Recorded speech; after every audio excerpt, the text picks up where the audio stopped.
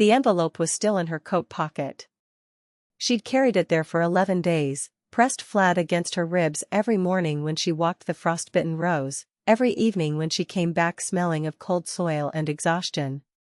The return address read First Agricultural Bank of Harlan County, Kentucky.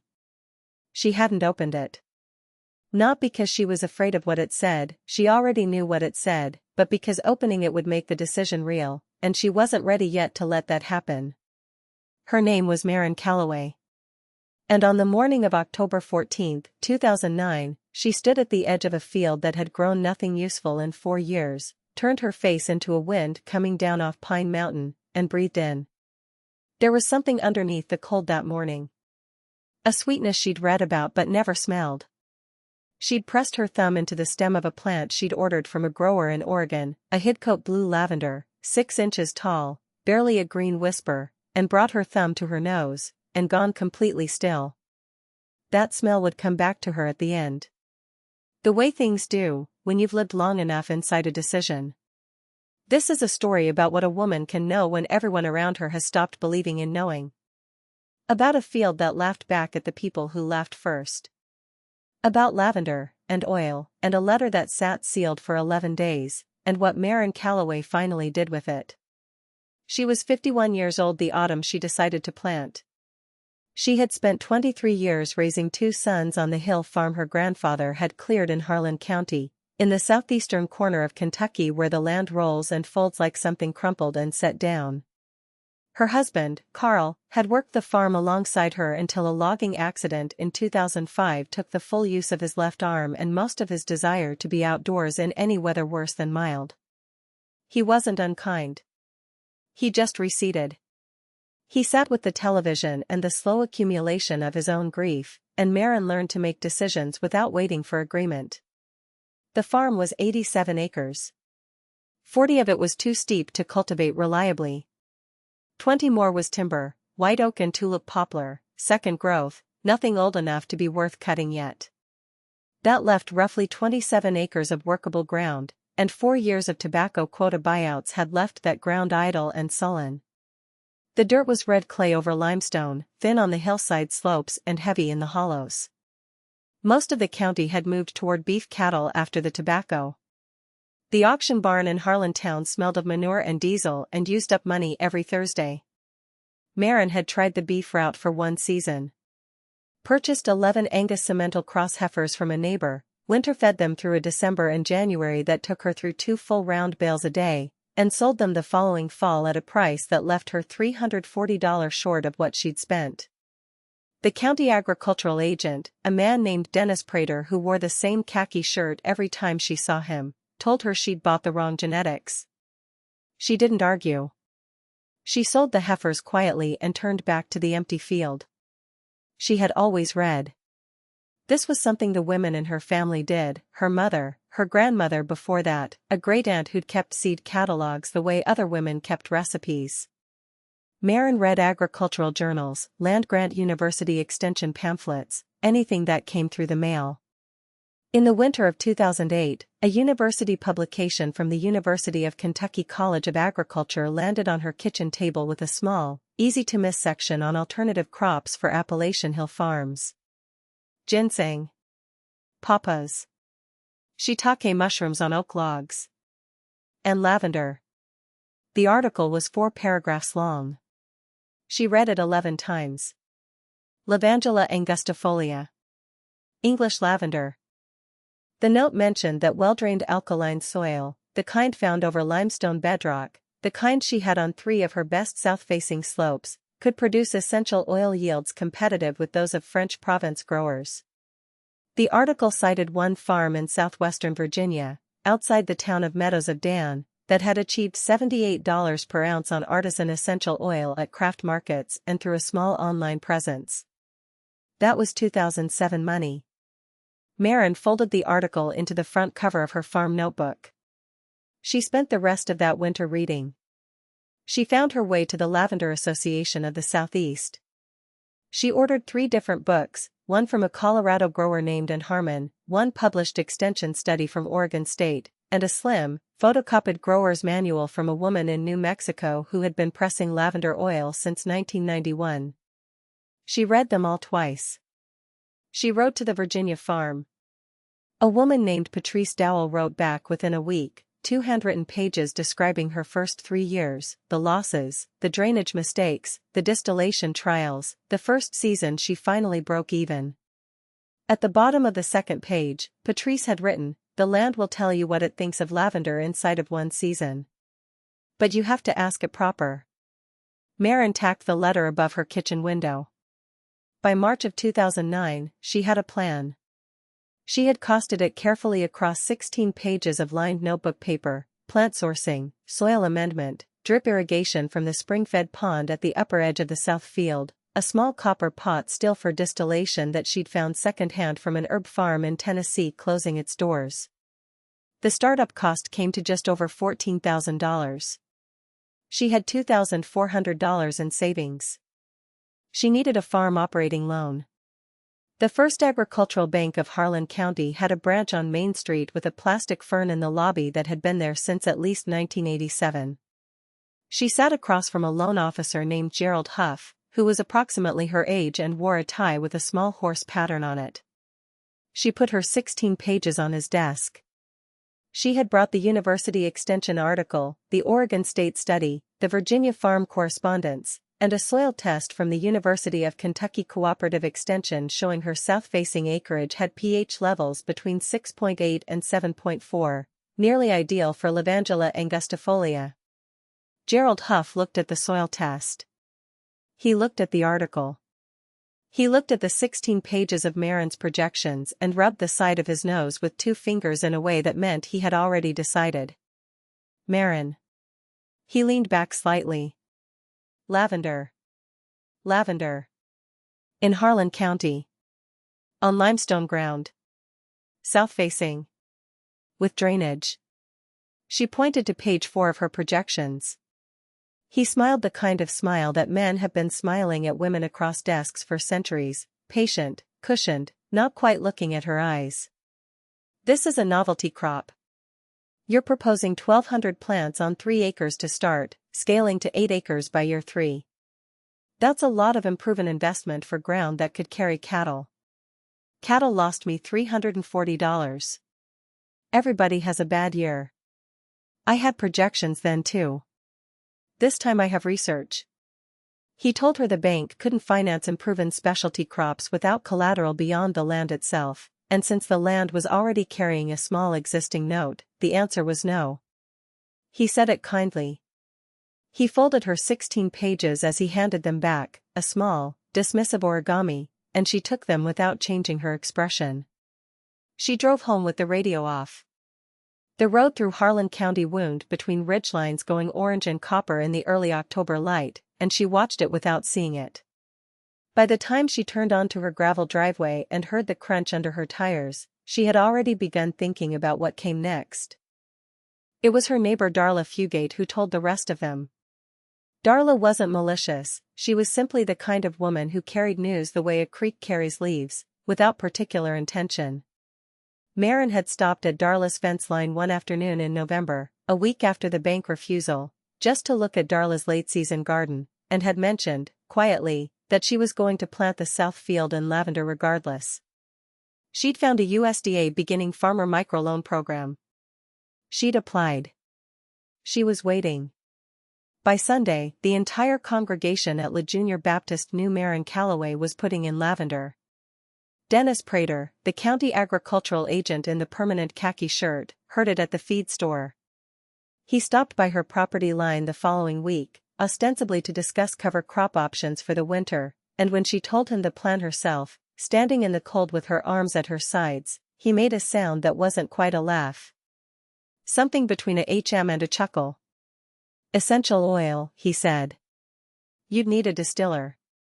"I have one." "You'd need a market." "I'm building one." He looked at the south field. Looked at her. Made the sound again. "Well," he said. "Good luck with it." She nodded once and went back to work. The USDA microloan came through in February of 2010, $13,500, small and precise, just enough.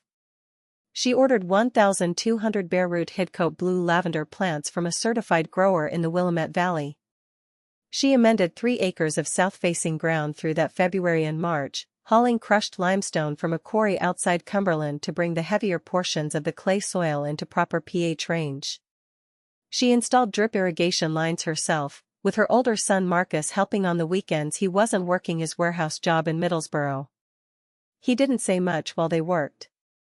He was 23 and careful with his words around his mother.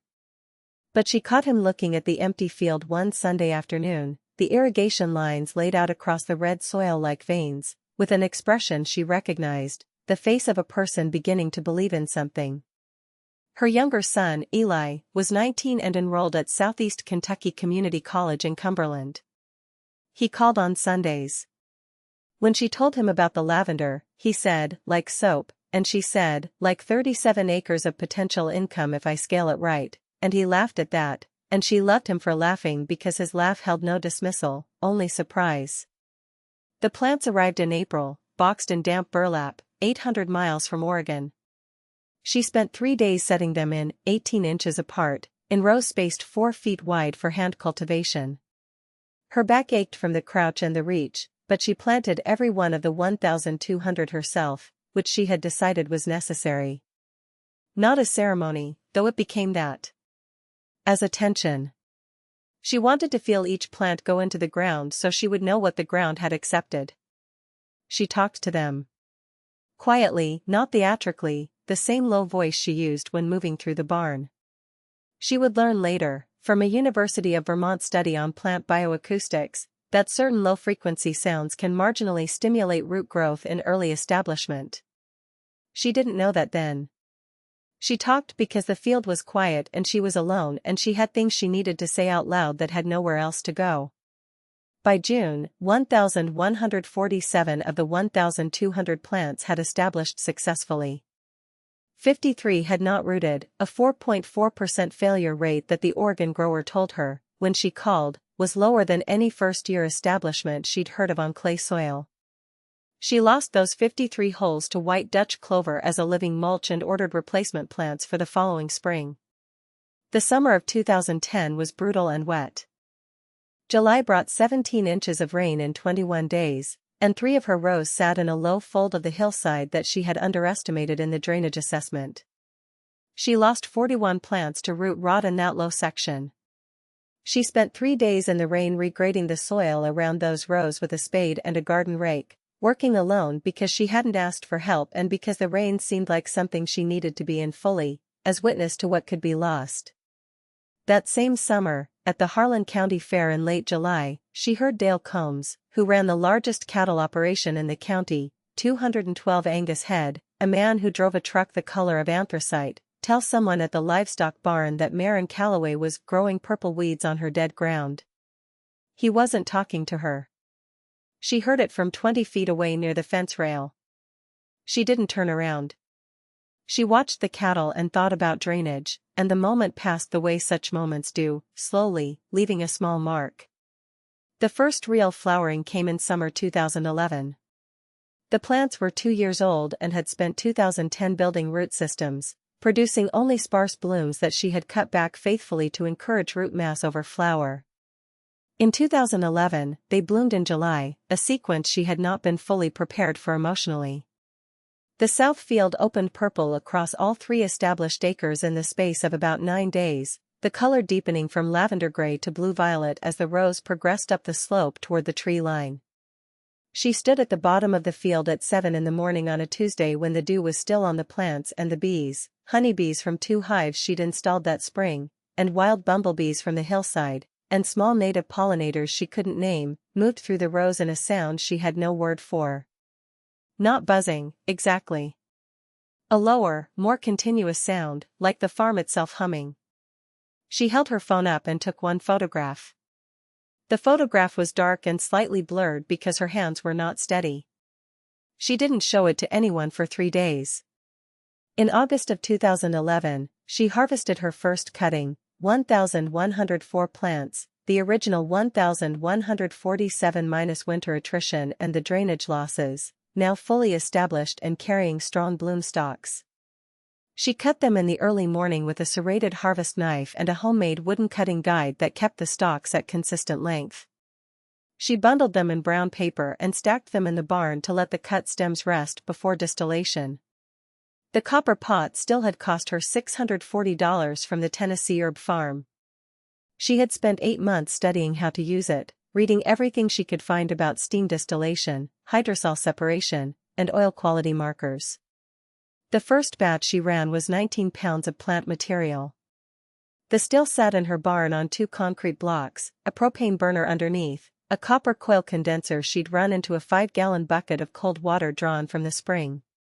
She ran the distillation for 4 hours while a thermometer in the stills had hovered at 212 degrees, and when the first drops of oil separated on the hydrosol surface in the collection flask, she leaned her forehead against the barn wall and closed her eyes. She didn't cry. She came close. But there was too much work left to cry. That first pressing yielded 1.3 ounces of essential oil from the 19 pounds of plant material, a modest yield, consistent with first-year oil production for Hidcote Blue on clay-amended soil, she'd read. She ran 12 more batches through August and September. Total first-year oil production was 18.2 ounces. She bottled it in dark amber glass, half-ounce vials with a plain craft paper label she designed and printed at the library in Harlan on a Thursday afternoon. The label read, Calloway Ridge Lavender, Harlan County, Kentucky, steam distilled, small batch. She priced it at $55 an ounce. She sold the first 6 vials at a farmer's market in Harlan on a Saturday in October 2011. The table cost her $15 to rent. She brought 12 vials, a bundle of dried lavender, and a small handwritten card explaining how the oil was made. A woman from Lexington who was passing through bought 4 vials at once, uncapped one right there at the table, held it to her nose, and stood very still. Then she looked at Maren and said, "Where has this been?" Maren thought about that question for a long time afterward. She drove home with $330 from those 6 vials and sat at her kitchen table in the dark for 20 minutes before turning the light on. The kitchen smelled of coffee and of the dried lavender bundles she'd hung from the ceiling beam. Carl was asleep in the other room. The television had gone quiet. She spread the money on the table, 6 $50 bills and a 30, and looked at it with the flatness of a person who knows they are at the exact beginning of something and cannot yet afford to celebrate. News of the sale spread quickly in the way that inconvenient successes spread through small communities, reluctantly, slightly sideways. It reached Dennis Prater by November. He came by again in his khaki shirt, stood at her fence line again, and this time he asked, carefully, whether she'd considered applying for the Kentucky Department of Agriculture's Specialty Crop Grant Program. She had. She'd submitted the application 3 weeks prior. She thanked him. He nodded and left. The grant was $4,200, awarded in February 2012. She used it to purchase 1,800 additional bare root plants, a mix of Hidcote Blue and Vera, a slightly larger cultivar that had shown higher oil yield in Virginia trials, to begin expanding onto a second south-facing slope. She also used $380 of the grant to replace the pot still's condenser coil with a wider-bore copper version that reduced processing time per batch. The winter of 2011 into 2012 was the hardest she'd had since planting. Cold came early, a sustained stretch of single digits in January that she had not fully anticipated in terms of mulching depth. She lost 89 plants on the more exposed upper rows of the original 3 acres. The losses were in the outer rows, where wind exposure had been higher and she'd been less thorough with straw mulching in November. She wrote the number in her notebook, 89, and sat with it, and then figured the replanting cost, and then began thinking about permanent windbreak hedging on the upper row perimeter.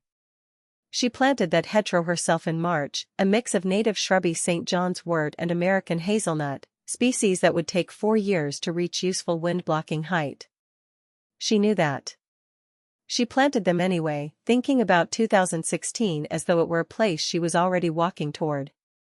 In the summer of 2012, the field produced its first truly full harvest, all 3 original acres in mature production, the new 1,800 plants in their first establishment year. She harvested through July and into August, starting at 5 a.m. while the dew was still heavy, because she had read that lavender harvested in early morning carried higher linalool content, the primary aromatic compound that shaped oil quality. She cut 2 rows a morning, every morning, for 19 days. Her hands stained purple at the knuckles from the plant resins. She couldn't wash it fully out until September.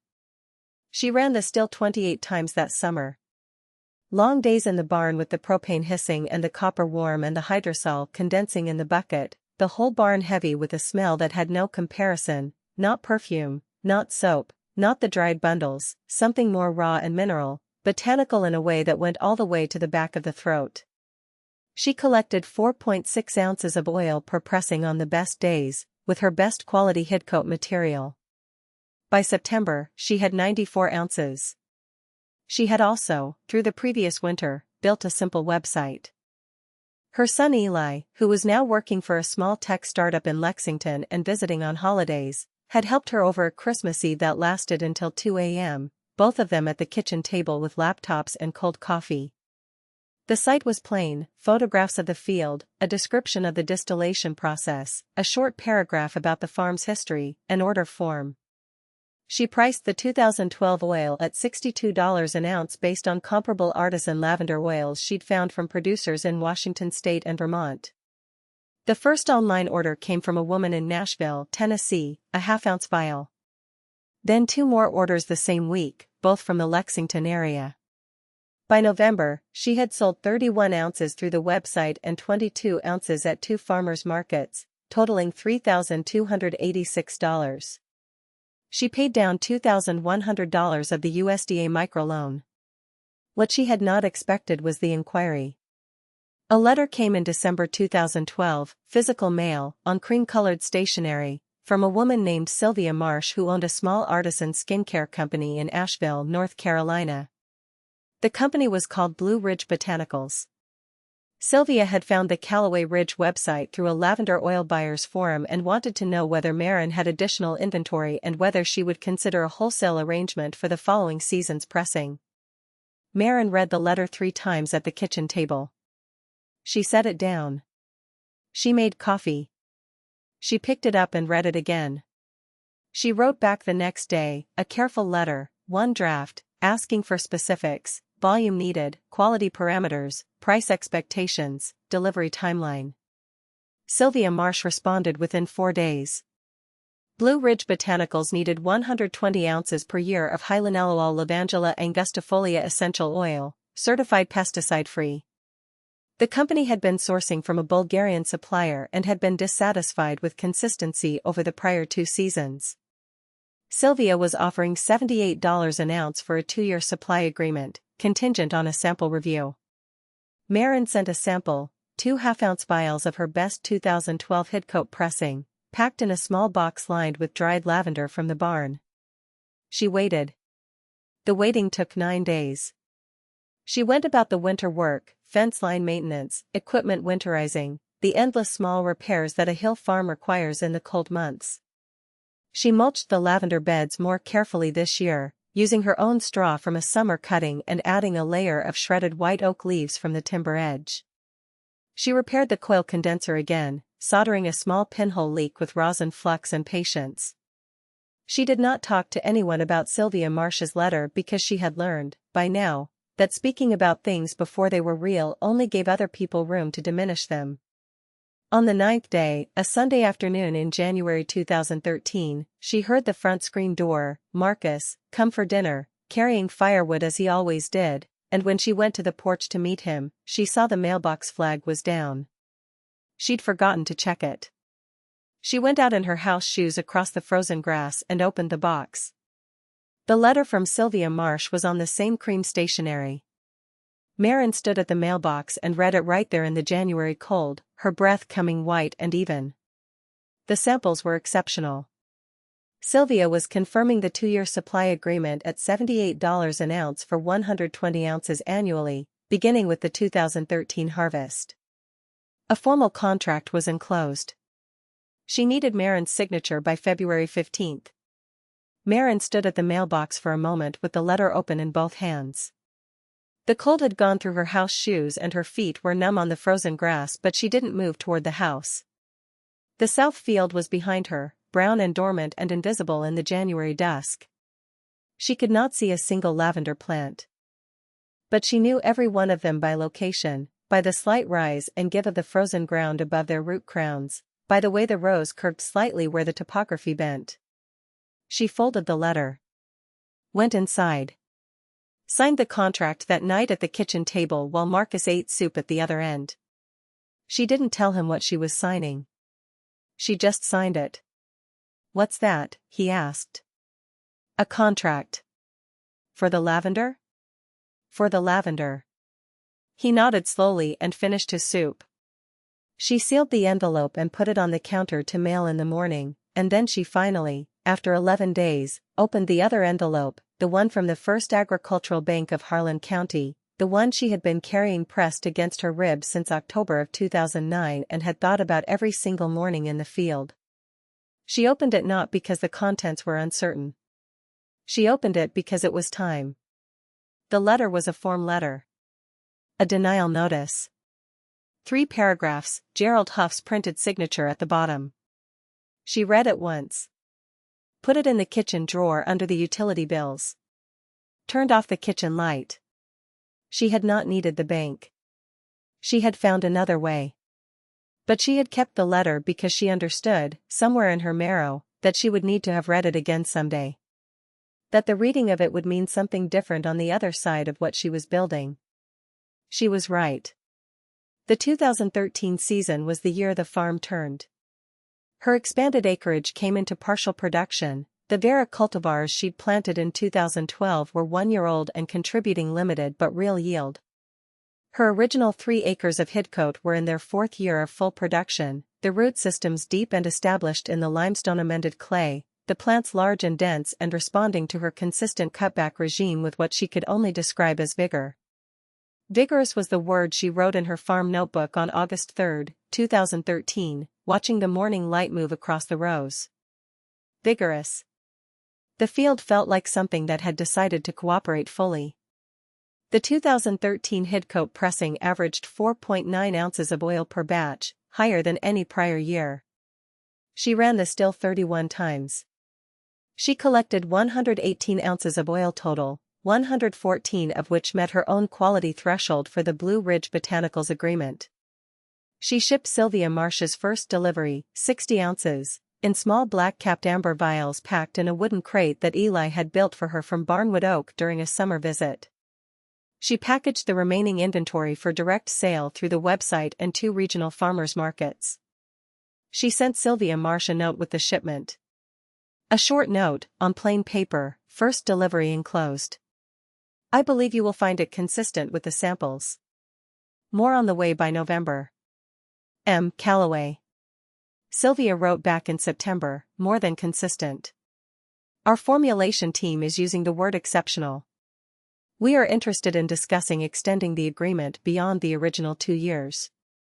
Maren folded that letter and put it above her kitchen window, next to Patrice Dowell's letter from Virginia. The 2 letters were separated now by 4 years and a field's worth of work. Word was traveling, and Maren could feel it happening the way you feel a change in weather, in small peripheral signs before the thing itself arrives. A reporter from the Harlan Daily Enterprise called in September 2013 asking about the lavender operation. She agreed to a short interview, gave the numbers plainly and without elaboration, and the resulting article ran in October under the headline, "Everett's Area Woman's Lavender Farm Turns Heads in Regional Market." The photograph showed her standing at the edge of the south field in August, the rows behind her still carrying their late-season deep violet, her arms at her sides, looking directly at the camera. Dale Combs, the cattleman with the anthracite truck, saw the article. She knew this because she saw him looking at her south field from the county road in November, pulled over in the truck with the engine running, looking at the brown winter rows. She was on her porch. He didn't wave.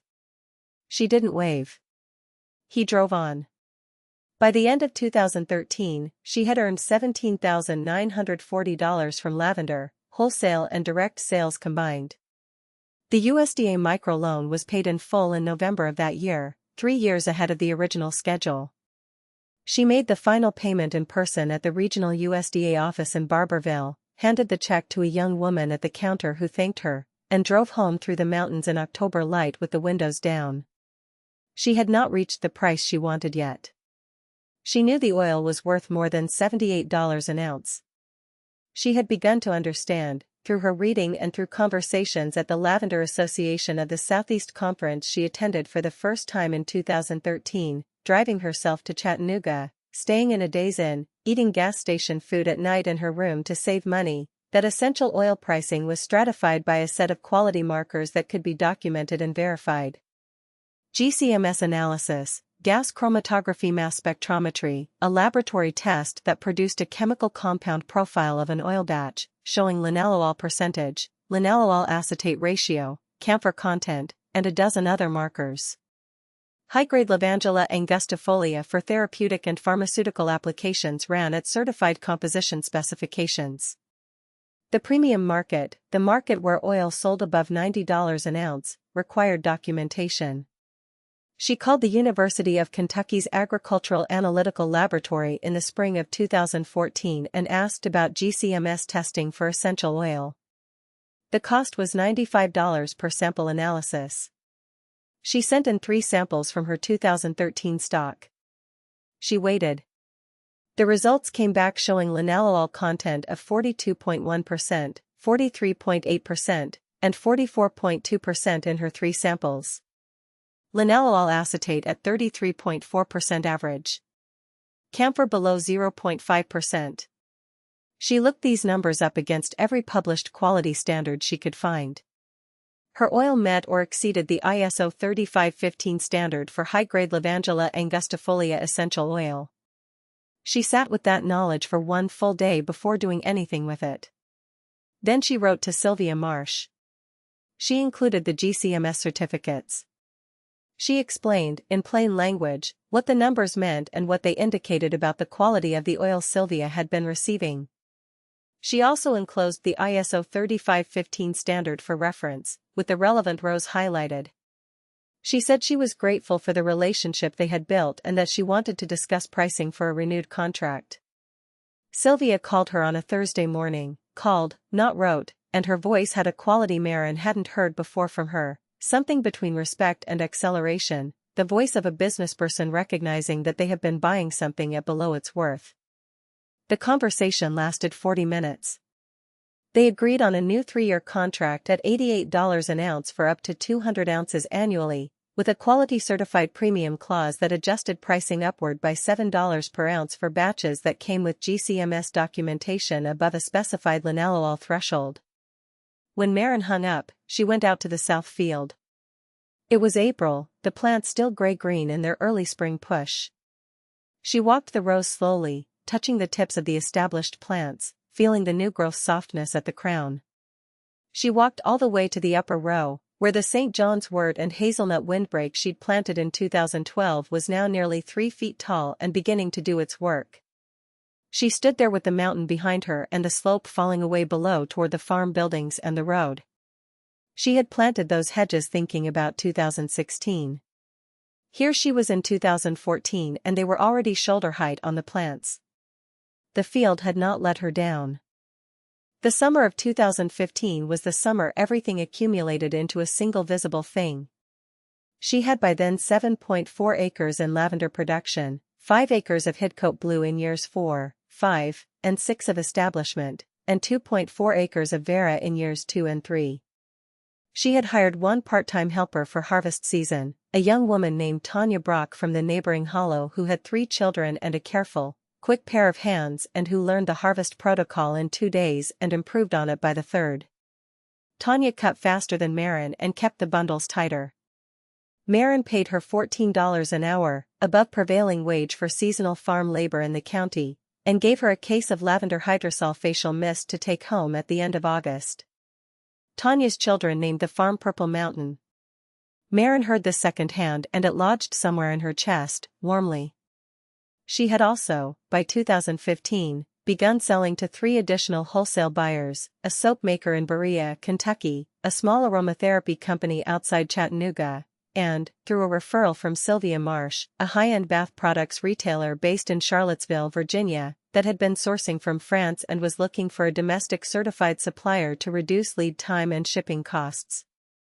The Charlottesville buyer, a composed, efficient woman named Renata Cord, had visited the farm in June 2015, driven up from Virginia in a car that cost more than Maren's barn, and walked the rose and silk blend trousers that picked up lavender pollen at the hem without her seeming to notice or mind. She had carried a small notebook and asked precise questions about the distillation process, the plant spacing, the annual GCMS testing protocol. At the end of the walk, she'd stood at the edge of the top row and looked out at the slope below, the 7+ acres of purple visible all the way to the farm lane. "I've been to Provence twice for sourcing," Renata said. She said it without particular drama. "The oil from your last shipment tested higher in linalool than anything I received from my Provençal supplier in 2014. Maren said nothing. She waited.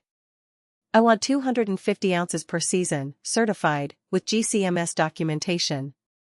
And I need consistency over a minimum 3-year commitment." "I can give you that. What's your price for that volume?" Maren had thought about this. She had thought about it since she first received Renata's inquiry letter in March.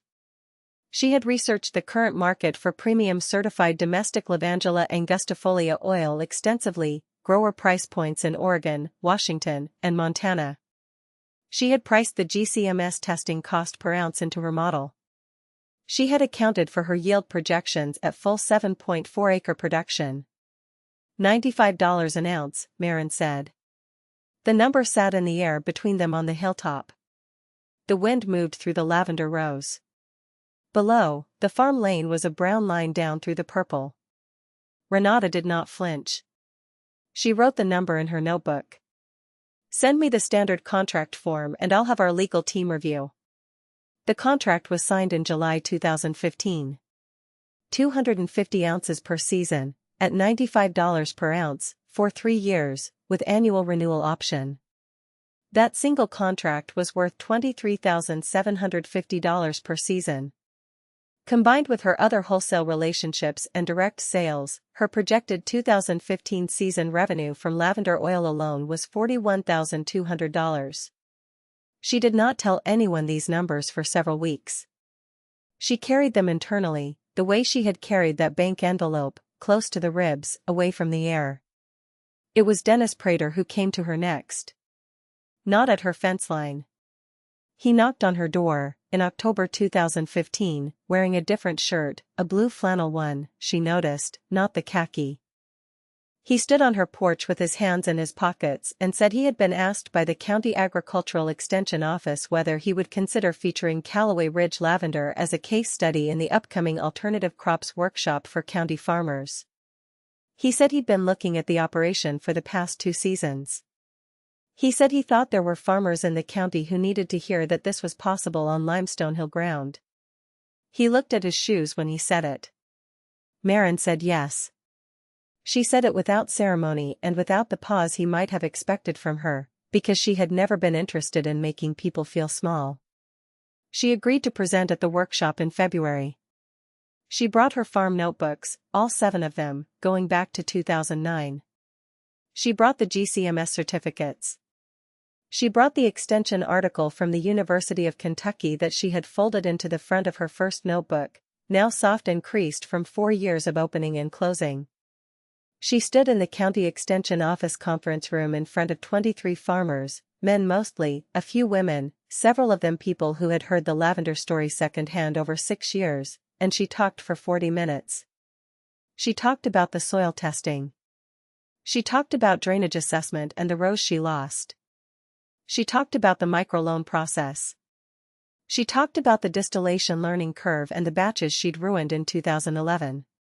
She talked about the GCMS testing and what it meant for pricing access. She showed her revenue numbers by year: $0 in 2010 and 2011, $3,286 in 2012, $17,940 in 2013, $24,100 in 2014, projected $41,200 in 2015. The room was very quiet. A man in the back, she didn't know his name but knew his face from the feed store, raised his hand and asked what the startup cost was. She told him. $14,000, all in, including the still. He wrote it down. She drove home through Harlan County in February cold, the heater running, the